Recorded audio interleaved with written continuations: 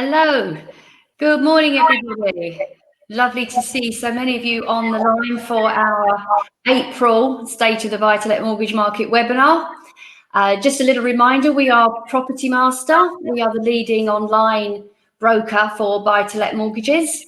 Just a little plug, if you'll forgive me, we deal with the entire buy-to-let mortgage market. So we don't just have a panel. We can bring you a mortgage from anyone who's in the market who might be looking to do business with someone such as yourself. And I think, given the competitive nature of the market, which I know we'll be talking about, I think that's good news for everyone. As ever, I'm joined by our Chief Executive, Angus Stewart. Good morning, Angus.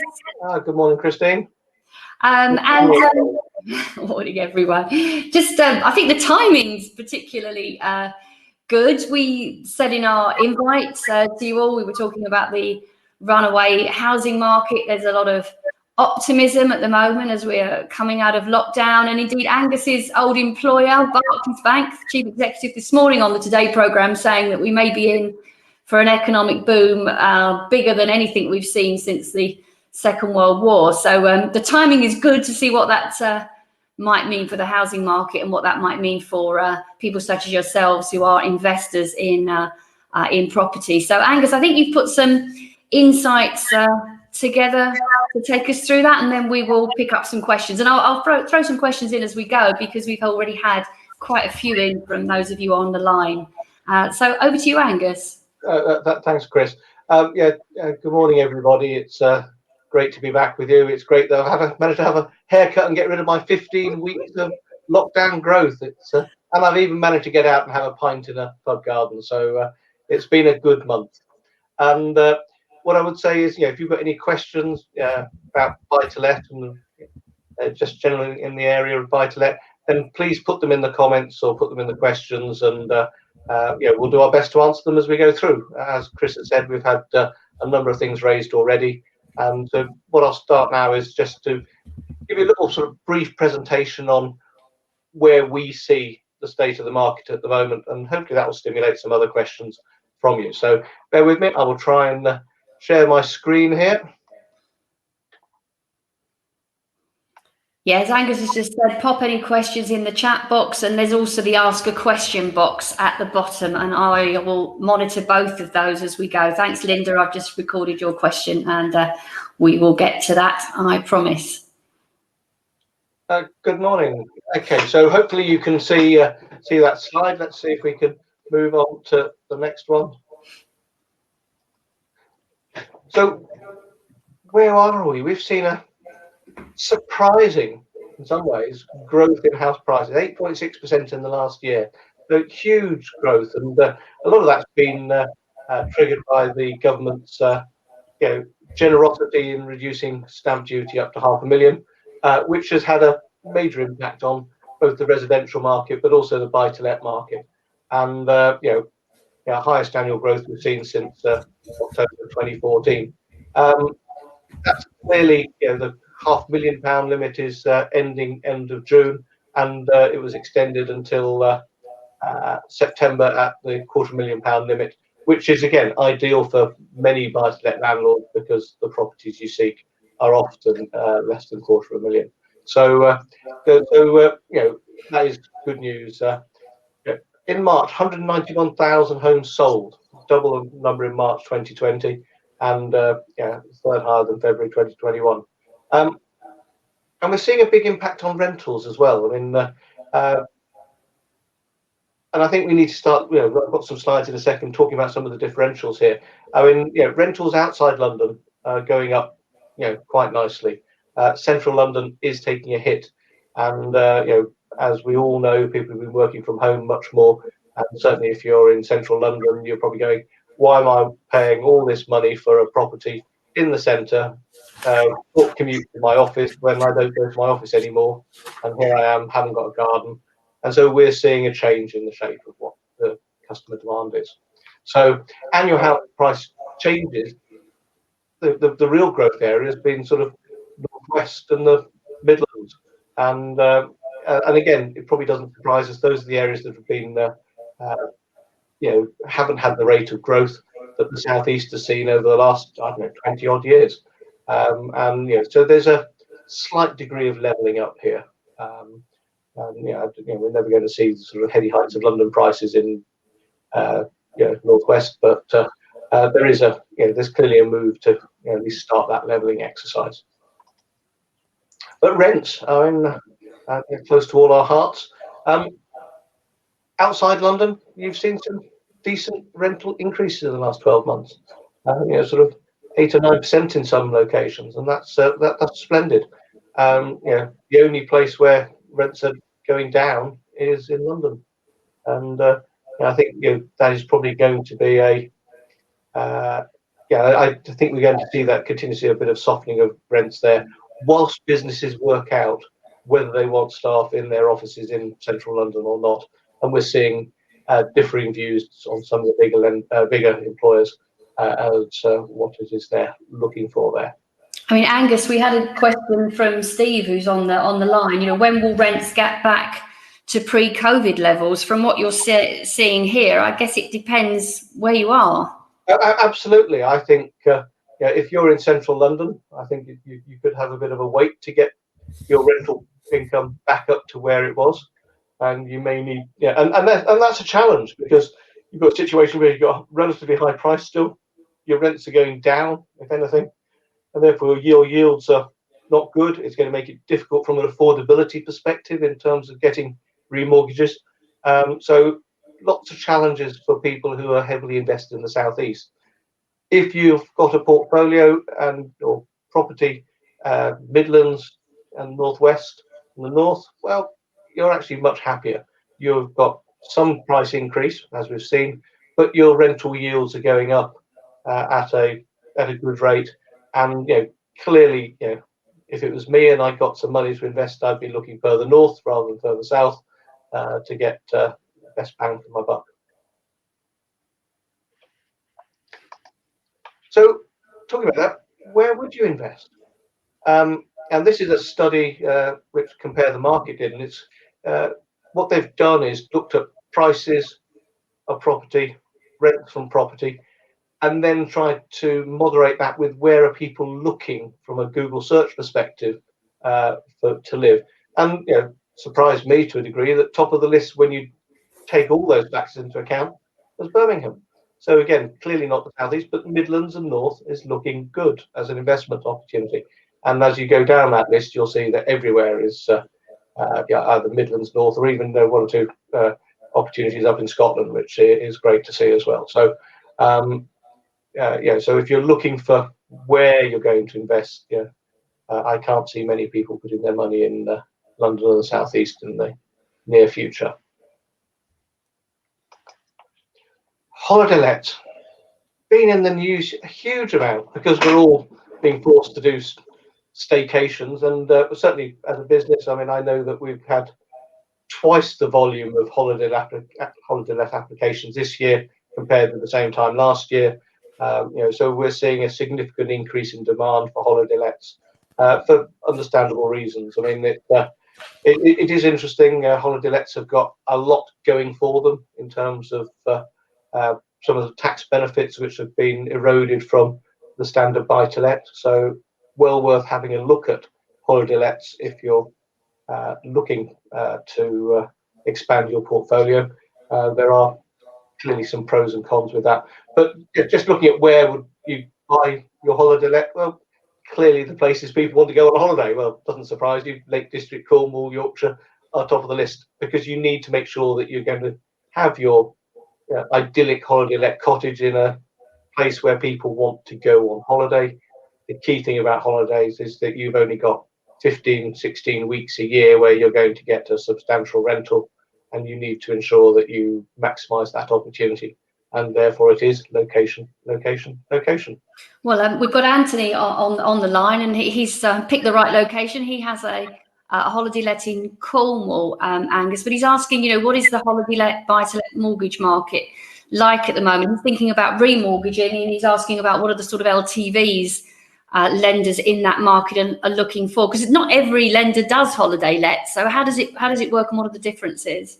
Yeah, I mean, absolutely right, Anthony. Not everybody does holiday lets, but we have seen a growth in the number of lenders wanting to do holiday lets over the last few months. So if we went back a year ago, first lockdown, I think holiday lets were almost, they were very difficult to get. It was one of the first things that people pulled out of from a lender market. We've seen a substantial increase in the opportunities for lenders getting into this space, and and they're keen to play. What you will find is that the interest rates are slightly higher in holiday lets compared with normal buy to let. I think to a degree reflecting the risk of the lack of potential rental income, in the winter period. So expect to pay a bit more. But what's interesting is that the differential between limited company holiday lets and limited company buy to lets, if you is a smaller differential than you get between sort of stuff you're doing in your personal name. So if you were purchasing, you might want to look at whether or not a limited company route was going to give you a slightly better return on that than doing it in your personal name. There are some pros and cons. In terms of LTV, as Anthony's requesting, yeah, certainly 75% is very doable. You're not going to see many deals with a higher LTV than 75. And certainly, if you can get 60, 65, there are some quite interesting deals at that level of LTV in the holiday market. But if you talk to one of my colleagues, if you go onto our site, put some information in and talk to one of my colleagues, we can easily source you a buy-to-let, a holiday let, and give you accurate rates for what you might pay in Cornwall. Great. Okay, let's. So just generally talking about the buy-to-let market, we're seeing an increasing number of deals, some of them holiday lets, and we're seeing I think we've got over 2,000 particular deals on our systems at the moment. We're seeing average rates higher than at the start of the pandemic. I think that probably shouldn't surprise people. There's still a degree of uncertainty out there in terms of exactly which ways things are going, despite, as you were saying earlier, Jess Staley from Barclays saying we're likely to have the biggest boom since 1948. I think we're all sitting here. Is it boom? Is it bust? What's going to happen at the end of furlough in September? There's lots of uncertainty still out there. We're seeing short-term deals, 2-year fixed rising at a faster rate. I think that's, again, there was something comment on the radio this morning that if we do see this economic recovery, then maybe we're going to see interest rates rising in due course. And the view was if there's an economic recovery, then interest rates may go up. And I think the first time you would see that is probably reflected in 5-year fixed rates. So if the general sentiment in the market is that over the next few years we are going to get continued growth, I think we will see a view that rates in 4 or 5 years' time might be going up from our historic lows at the moment. And if that's the case, I think you'll start seeing that reflected in 5-year fixed term, so fixed term rates. So maybe if you've been holding off, now's the time to lock in on either a 2 or a 5-year fixed, because it may well be it's the lowest rate you're going to see for a while. Okay, let's crack on with any other questions. Well, thanks for that, Angus. It's a bit difficult, isn't it, really, this question of interest rates, because there is evidence, as you said, to show that lenders are already putting rates up. I mean, we know rates are higher than pre-pandemic. So are they still worried about the economic outlook? Are they uncertain, or are they buying into this boom theory? Where are they at the moment in their thinking? Well, God, I wish I had a crystal ball. I really do. You hear different things from different people, don't you? In terms of, and I think that's part of the challenge. There is uncertainty. Let's say you've got an awful lot of pent-up demand. There's, the banks are saying that they've got hundreds of £1 million of monies that we've all saved over the last year because we've not been able to go out and spend on holidays or restaurants and so on, and therefore you're going to see some great, and they talk about it going to be the biggest rate of growth in the economy since 1948. Well, if you look at it another way, it's probably just getting us back to where we would have been if we hadn't had COVID. So maybe we shouldn't get too excited about having sort of a sudden peak after such a big trough. And hopefully we're just going to level out, and we're going to see 2022 as being a much more realistic rate of growth from that which we're going to see in 2021. I do think that there's still a lot of uncertainty out there as to exactly how it's all going to end up, and what will happen as we open up the economy again. And clearly we need to ensure that as a country we try and avoid another lockdown. But there's always the risk, if we get variants, that we're going to get another lockdown, despite the promises from the government that it won't happen ever again. And as I say, I think having a crystal ball would be lovely at this moment in time, and would help us all. But mine's, a bit cloudy at the moment.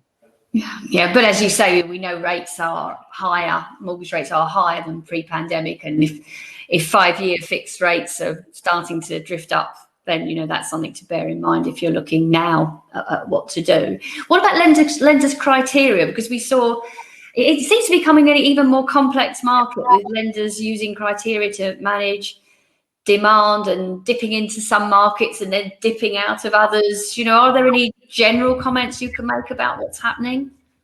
I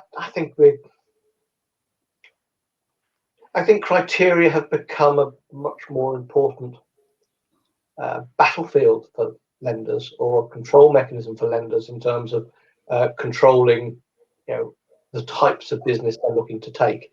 So alongside rate, I think many lenders have been using their choice of criteria to manage demand, and we've seen a lot of that over the last 12 months, and trying to make sure that they're taking on business that they're comfortable taking. So we've seen tightening up, for example, on people who are self-employed. We've been seeing tightening up on whether somebody has or hasn't taken some of the COVID benefits that the government's offered. And I think it is interesting to see lenders' perspectives may well be different from your perspective, in terms of what you're probably doing stuff through a degree of caution, and something's been offered and you've been impacted to some degree, and we're getting lenders saying, well, if somebody's taken X, Y, and Z, that means that they're under financial pressure, therefore we're less keen to deal with them. I'm hoping that's going to wash through over the next few months, and we can start getting a degree of much more level playing field on some of these areas, especially if the economy starts picking up, and therefore everybody's feeling a little more comfortable about what this looks like. So yeah, it is a competitive market. It is a complex market. We have got people coming back into certain areas in a more niche way. So we're seeing more lenders coming in, trying to cherry pick certain areas of the market, and that's great. And I think for many people, certainly for many brokers, unless you've got some of the technology we've got, it's actually really tough to keep up with the rate of change of products and criteria to properly give landlords the best deal. There's a question here, John, criteria, I think, relating to that from Linda here. Is there any noticeable change in attitude from providers to short leases?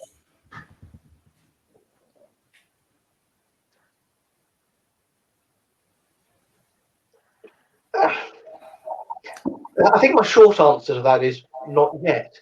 I mean, I am seeing, if by short leases you mean the holiday let type stuff, then clearly there's an appetite there. If you're talking about Airbnb, I've seen many lenders now starting to accept that Airbnb is a reasonable way of renting your property out. Whereas, we went through a period where even if you got permission to do holiday lets, you were, in theory, being stopped from doing Airbnb. Well, to me, it's just another means of marketing your property for the holiday let. So why have that constraint?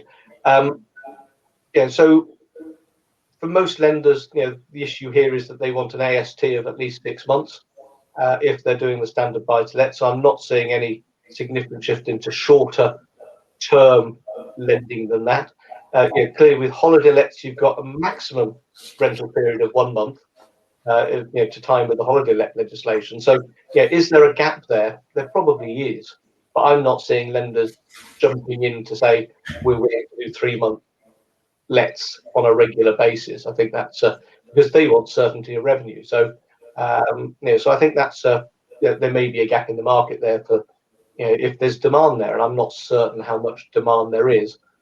Other than I'm hearing anecdotal stories of people, residential people selling, given this sort of buoyant market, they get an offer on their property, they want to sell because they've got a great price, they've got nowhere to go because until they've sold, they can't put an offer in on another property because the market is so buoyant.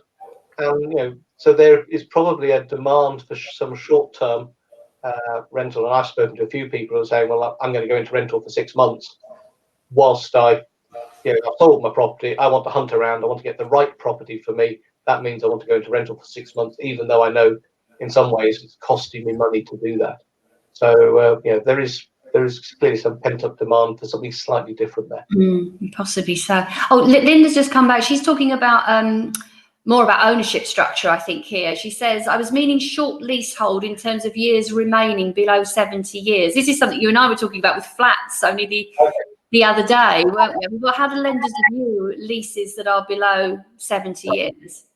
They don't like them, I think, and I'm not seeing much shift in that at all, Linda. And for obvious reasons, because the value of that property degrades quite rapidly after 70 years. If you go down to about 50 or 40 years, which would be the end of the term potentially on that sort of mortgage, and there's very limited value. Clearly, if you've got a property which has only got 70 years left on it, look to extend that lease. The lender you've got at the moment may well be willing to extend your mortgage to enable you to buy that. You may well have some rights to buy that, and I would certainly recommend that anybody who's got a property where the lease is getting down to that sort of level starts looking to extend it. And certainly we're very happy to work with you to look for how to remortgage your property with that lease extension in mind. And I think if you were coming to us and said, look, I want to borrow money and this is where it's going to get me, I'm going to suddenly have a 125-year or 999-year lease, then we can help you find ways of doing that. Hopefully that will help you, Linda. Let us know. So, a question in here from Michael. Given the rapid rise in house prices, are shorter term fixed price mortgages gaining in popularity, so it's easier to release the equity sooner? What's your view on that, Angus? Certainly we're getting significant demand for 2-year fixes, and I think that makes a lot of sense if you are looking to build your portfolio. You do a 2-year, and then you can remortgage and release equity, especially if you've got a property where you're expecting the value of it to increase within that period. So looks like a sensible strategy to me. So another question here from Kishan. What is the typical maximum number of non-related people who can be under one assured short hold tenancy, e.g. student lets, without a specialist HMO mortgage? I don't know the answer to that, to be perfectly honest. I don't want to make a guess. I mean, what you tend to find is that you will have lenders who, if you start getting more than 3 people, you're drifting into HMO territory anyway.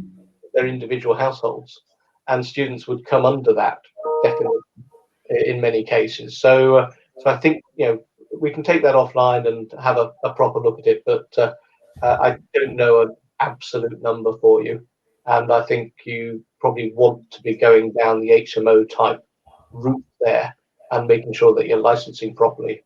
Otherwise, you will find that you cannot get an appropriate mortgage once people realise that they are individuals sitting there in that property rather than a family unit.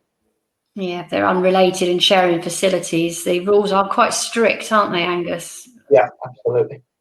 There was a question also in advance from Shaz about minimum incomes when it comes to buy-to-let mortgages. I think you saw the question that came in.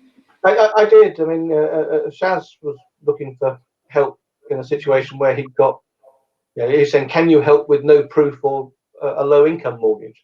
And outlined his position where he says, I've got a good credit score, I'm looking at a house I want to purchase.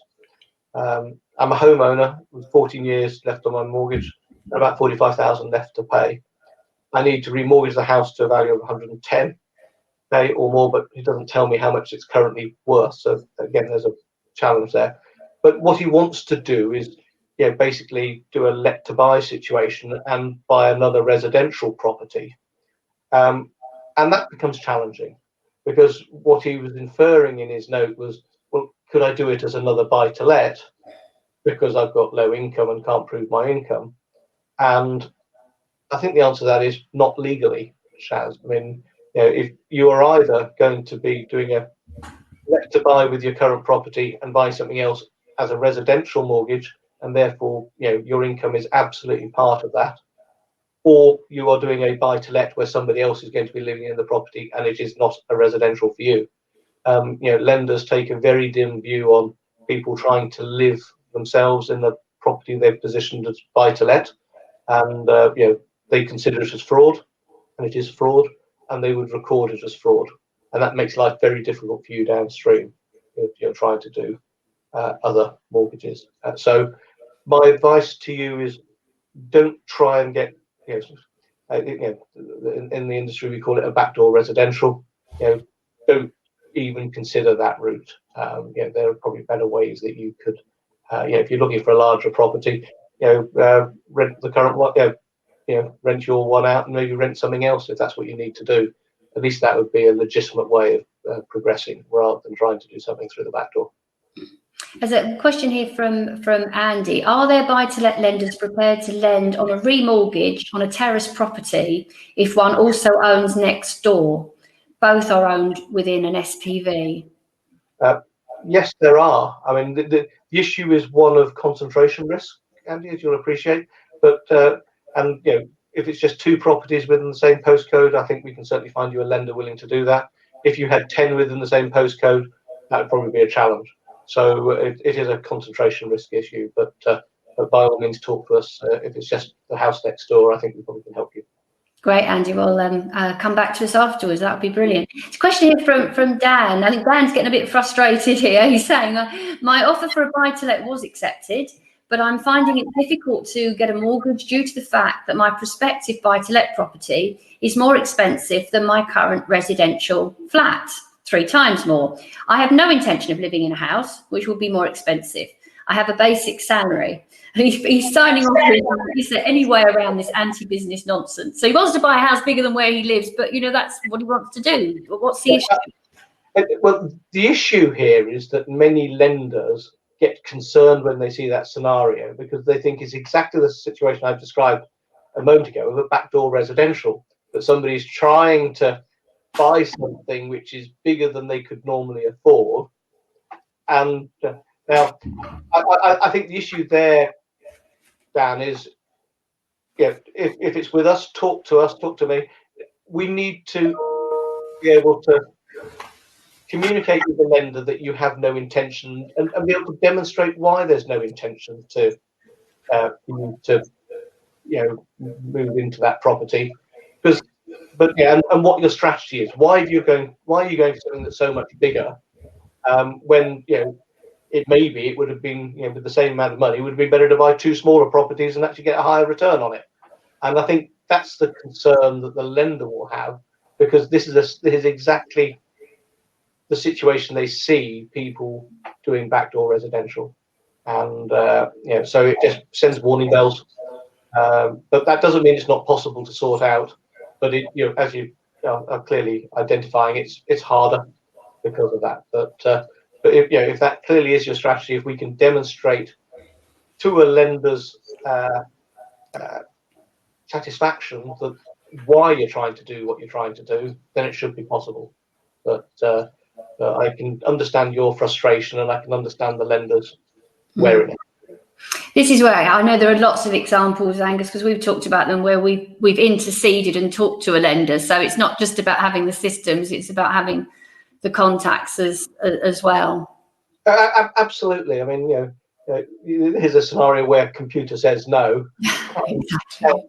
and you need to intervene and actually have a conversation with somebody who you can convince the underwriter that there's a good reason to make an exception, and that's possible if we've got all the evidence to demonstrate why. this decision is being made and why that particular property in that particular location. And if we can do that to the lender satisfaction, then you've got a mortgage offer there. But yeah, we do see this from time to time. Anthony, he was asking about holiday lets earlier on. I don't know if you can you actually open the queues, the ask a question queues at the bottom, Angus, because there's a complicated one here from Anthony about 20 weeks suggested let period. Can you see that? What's your view of holiday let properties with a 20-week suggested let period? This is a threshold where a property starts paying business rates, not council tax. 20-week period covers Christmas, Easter. Okay, so I don't think most lenders would accept an AST alongside a. So the issue here is if you're doing a holiday let, it can be positioned as a business, and you need to meet the requirements in terms of the number of weeks you're renting that property out to be as a business, and therefore start paying business rates to be able to demonstrate that, so that you can get around this challenge of council tax. And again, in this situation, you'll probably find that if you pay business rates and you've just got one or two holiday lets, you're then coming under the small business rates relief scheme, and therefore you're not paying any business rates at all. So it's one of the real benefits for holiday lets. I think it's also something that I'm hearing that the government might be trying to clamp down on over the next few years. So watch that. That's a benefit that may disappear. So I think what you need to be looking at is how can you structure your holiday let so you've got things which individual lets aren't allowed to be more than 31 days under the legislation, if I remember rightly. So you probably wouldn't want to do a single let of 20 weeks. But if you had a number of lets of 5 lets of 4 weeks, that would probably be absolutely fine, and that would give you, I think, what you're looking for here. Great stuff. I hope that answers your question, Andy. So question also, Kishan here is asking about, this is something we've talked a lot about, Angus, first-time landlords. As a first-time buyer stroke first-time landlord, my options are limited, or the product or interest rates are very high. Is it worth fixing for 2 years rather than 5 so I can gain landlord experience and then remortgage at a better rate and fee? It's Absolutely. a good question, isn't it? Good question. Absolutely. First-time landlords, there's a couple of things here. You've got two things going against you. Lenders are always apprehensive about a first-time landlord because they haven't got the experience of renting out a property, and some will not touch first-time landlords. Lenders also like people who are already owner-occupiers, and again, there are many lenders who don't want to touch somebody who's not an owner-occupier. You put those two things together, and your options are significantly limited. And again, we can help you find lenders who are willing to look at that situation. But as you rightly say, the rates are higher because the risk to the lender is higher. So doing something as a 2-year fix, and then by that time, you're an experienced landlord. You may or may not have any other properties, but you would be deemed as experienced. And therefore, that opens up a whole pile of other lenders to you, which would give you lower rates going forward. So, quite a sensible approach. Great. Hopefully that helps, Kishan. Something again we've been talking about, Angus, and we had a question from Helen about what's happening with permitted development rights. You all may be seeing articles in the media and other places about the government trying to encourage former offices and shops to be converted into housing. And Helen was asking whether that's an opportunity for landlords. What do you think, Angus? I think it is an opportunity. I think you've got two elements here. Are you the developer buying the office block and converting it into flats, or are you the landlord looking to buy a flat from somebody who has developed them? And so let's look at the developer side of things. If you are picking up an office block in a city centre which has not been used and doesn't look as though it's going to be used, it may be, I don't know, it's a 1960s, 1970s design. It may not have some of the newer features which people are looking for in office blocks, you need to look carefully about how you're going to convert that.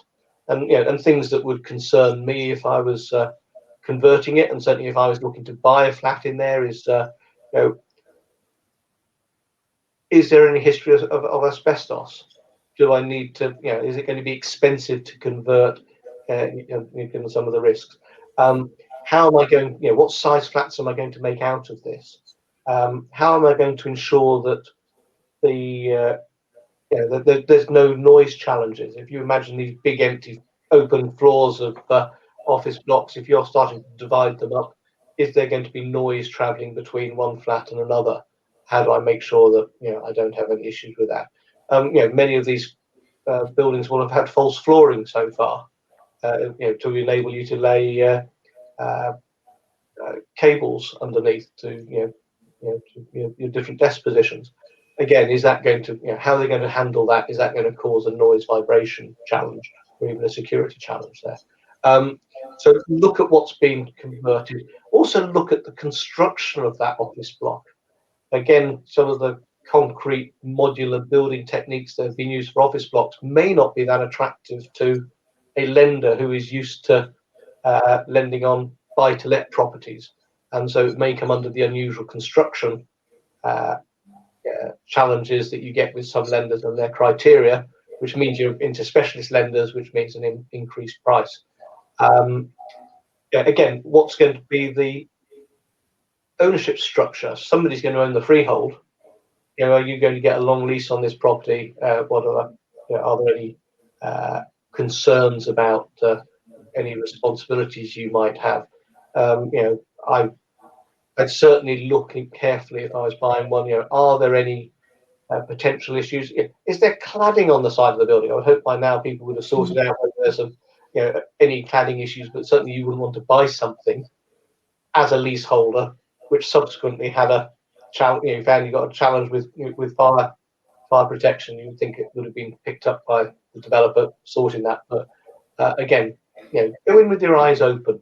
Understand how service is going to be put in. If they're having to, if you've got an office block, it's not going to have plumbing in places where you would need to have plumbing for a flat. So how they handle that? Are there going to be issues with those implementation of those services? That said, some of these office blocks could be really nice as homes, and if you've got the right plot in the right location, and if somebody is converting it and they've put a roof terrace, communal roof terrace on the top, and put a gym in the building for everybody to use, it may well attract some of the some good quality renters to your asset. But I think all I'd say is go in with your eyes open. Make sure you understand what you're buying. Make sure you can get a sensible rate mortgage on it before you make an offer. I think that's something else I'd say. Come and talk to people like us and say, let me understand what the risks are in terms of, and whether I can get a mortgage. Can I get a decision in principle on this thing because of the way it's constructed, what the lease looks like, and so on. I'll be interested to see how this pans out. Thank you for that, Angus. Also, something else the government's been up to, been rumoured for some time, and Parliament has now been prorogued, and I think the Queen's speech is on May the 11th. There are some rumours about legislation around the abolition of Section 21 coming in the Queen's speech. I mean, we don't know, but I thought I would just throw it out there so that we're watching that date. Do you think that might happen, and should we be worried about it? I think it will happen. I think we know enough to know that Section 21 has been looked at for a significant period of time, and I think this is all part of the growing, or the government's desire to professionalise the landlord market. I think for serious landlords, it's nothing to worry about. You may have some slightly different process for removing people from your property, but if you've got, if you're looking for good tenants who pay you regularly, I don't think it's going to be a challenge. If you're looking to rent your house out for a short period of time and you want to get it back in 12 months' time, that might be slightly more difficult than it had been under Section 21. But I think on the whole, there's not too much to worry about for the professional landlords. Brilliant. Question from David and Sam says they have a very similar question. So I'll read it out to you. It's about limited companies. Again, big topic. How are lenders considering buy-to-let if you are set up as a limited company? David already has 2 buy-to-lets. He's looking to purchase a possible further 3. He's a sole trader at the moment, but thinking of becoming a limited company to purchase more properties. Your comments, Angus? I think if you were buying properties now, David, subject to getting suitable tax advice, I'm going to put that round it. You should always get suitable tax advice, and I'm not a tax advisor, but looking at the limited company option is a very sensible option for you to consider. There are some specific, there are some real benefits in doing it through a limited company, and lenders would not think badly of you doing that. You do see some slightly higher rates when it's through a limited company, so factor that into your calculations. But there are some real benefits from a tax perspective. There are some real benefits from a inheritance perspective. You may find if you do it as a limited company and you've got family trying to pass it on to you, you can actually change the shareholding over time to take advantage of some of the tax legislation if you're wanting to minimize inheritance tax downstream. I think if I were you, get some tax advice. If I was buying a property tomorrow, I would put it into a limited company.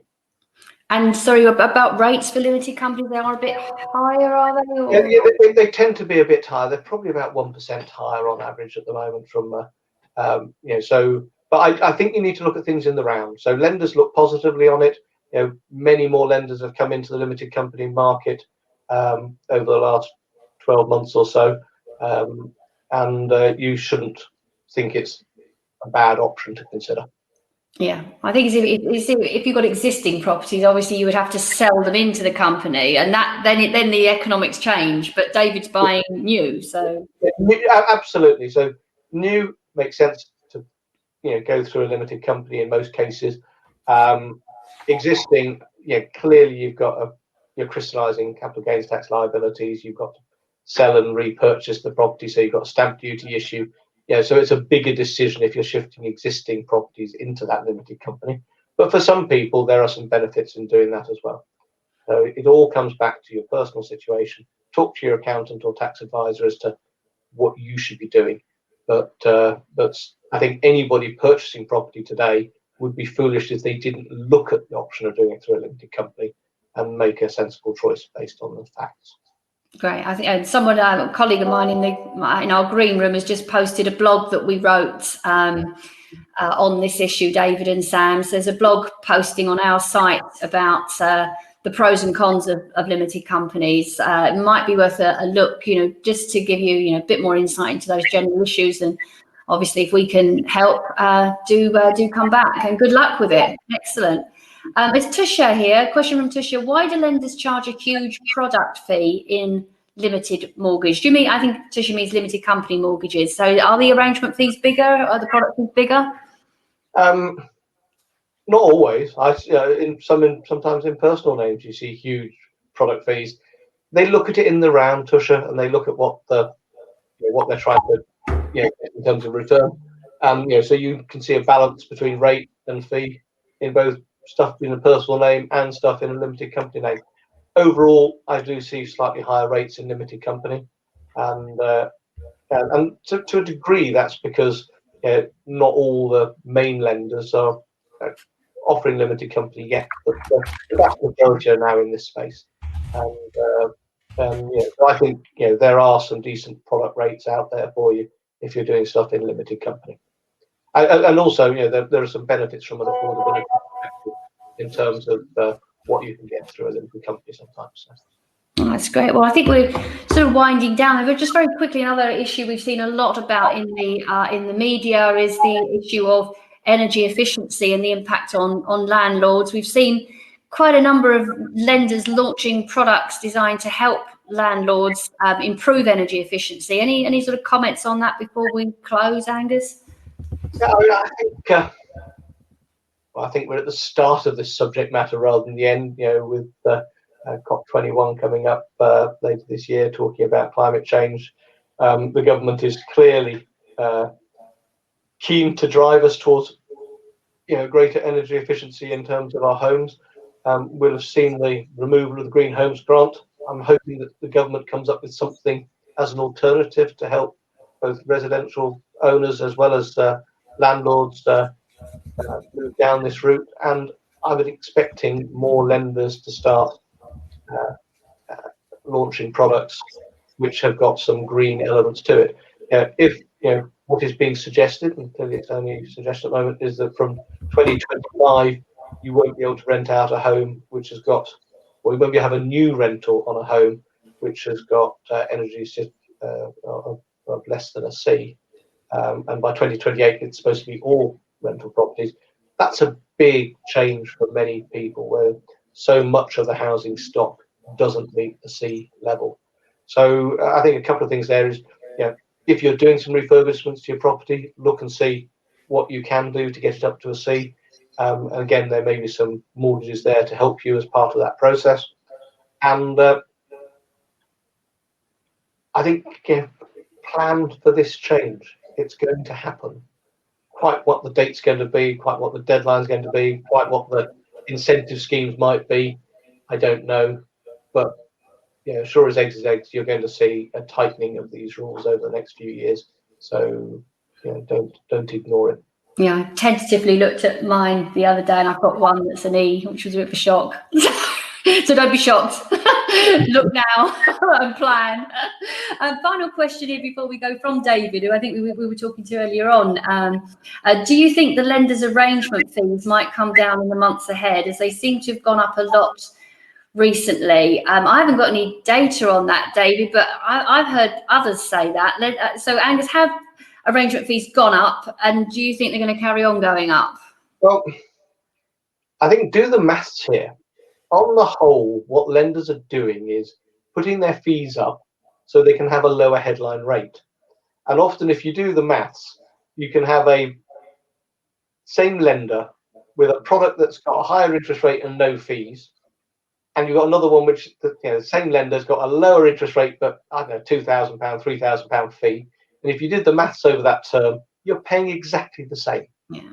So they are driving people by headline rate, because people go, I can get a rate of 1.5%. That must be great, rather than actually looking at things the whole. So if you use Property Master, the way our system works, it will do those calculations for you, so you can get a real feel for what the comparison are between products from different lenders. We take the product fee into consideration, as well as the rate over the term that you're looking to borrow, and so you can actually compare apples with apples here, because otherwise it's really difficult to know which is the better deal that's on the market. But this is just product design, product positioning, and trying to, I won't say hoodwink people, but go in with your eyes open, understand what it is. But you do see high fees, but generally the high fees are with the lower interest rate products. David's thinking there's some opportunism here. I think he's saying, is this to do with the stamp duty? Once that lower stamp duty date has passed, will things return a bit more to normality on the fee front? I think you've got to look at lenders. Lenders are running a business. I mean, some of them may have had some challenging times where they've been giving interest-free periods to people over the COVID time. So they're in a how can I recoup my revenue? But, and that's one of the reasons I think the rates are slightly higher than they were before COVID, because they're in a catch-up situation. They've had higher operational costs in some ways because they've had people working from home. They've been less efficient to a large degree working from home. We've got backlogs in there in the system. So there's lots of other challenges around which might feed into a desire to have slightly greater levels of revenue from the mortgages they're selling at the moment. So I hate to think of them as profiteering because of the stamp duty, but they're going to take opportunities just like anybody else when they can see that there's demand there.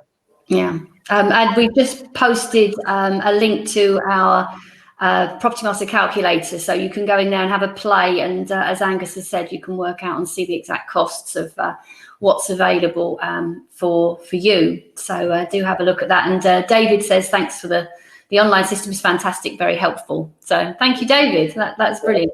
Right. I can still comment from Tusha saying, limited company, not as competitive as ones. And you're absolutely right, Tusha, they're not. But do the calculations on the whole for your own situation. And you may find that when you start balancing some of the tax challenges there and so on, that they're not as far away as you think. There are, you just need to look at the whole scenario rather than just headline rates. Fantastic. Thank you for that. So let's close. Thank you all so much for joining us. Great session. Fantastic questions. Really enjoyed that. Angus, thank you as ever for your time. Thank you. Thanks, Chris. Thanks, everybody. And see you again soon. Take care, everyone. Bye-bye.